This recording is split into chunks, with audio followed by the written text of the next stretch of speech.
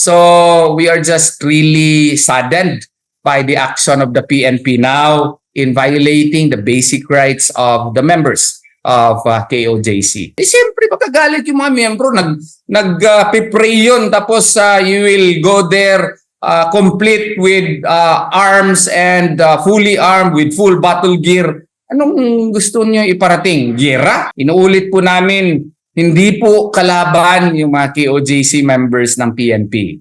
Hindi po kami ninyo kalaban. As a matter of fact, noon pa, no?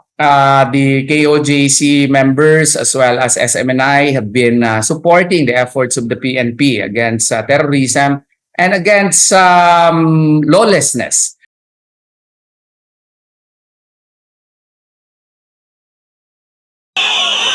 Nagkaroon ng komisyon sa pagitan ng mga taga-PNP SAF at CIDG sa mga missionary worker ng The Kingdom of Jesus Christ Lunes sa madaling araw, June 10. Sa gitna kasi ng morning devotional ng mga misyonaryo ay binulabog mga ito sa presensya ng mga pulis na animoy lulusob sa gyera. Saad ni Attorney Israelito Torion, Legal Counsel ng KOJC, normal reaksyon ng mga taga-simbahan ang nangyari dahil walang paalam at madaling araw pa nagtangkang iserve ng mga pulis ang dala nilang arrest warrant. Huwag naman diretso kaagad 3:45 in the morning, akyat ka kaagad.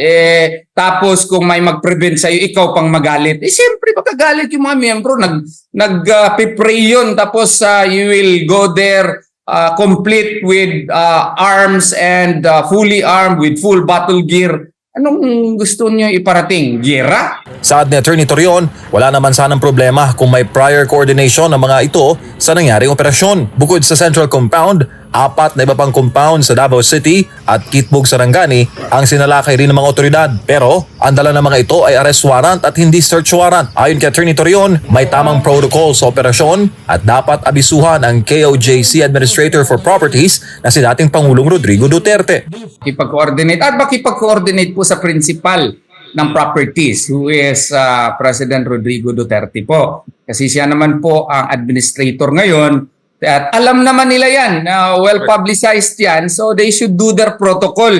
Pinunto naman ni Attorney Torion na may mabigat na proteksyon ang freedom of religion at religious worship. Bagay na nilabag ng raiding authorities nang bulabugin nila ang compound sa gitna ng isang religious activity gaya ng devotional prayers. Nakasa dito sa Article 132 ng Revised Penal Code.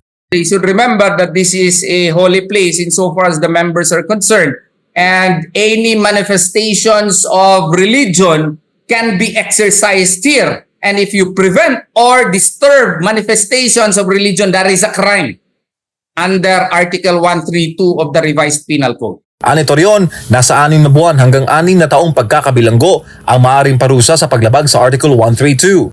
Dalangin nga po, kaya nga possible nga interruption of religious worship din mas delikado ito kasi presyon correctional ang penalty nito. Pinag-aaralan naman ng KOJC ang posibleng pagsasampa ng mga kaso at iginiit na pinapahalagahan ng konstitusyon ang kalayaan sa pagsamba sa bansa.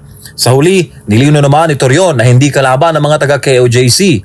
Pero inuulit po namin, hindi po kalaban yung mga KOJC members ng PNP. Hindi po kami ninyo kalaban. As a matter of fact, noon pa, no? The KOJC members as well as SMNI have been supporting the efforts of the PNP against terrorism and against lawlessness. So we are just really saddened by the action of the PNP now in violating the basic rights of the members of KOJC.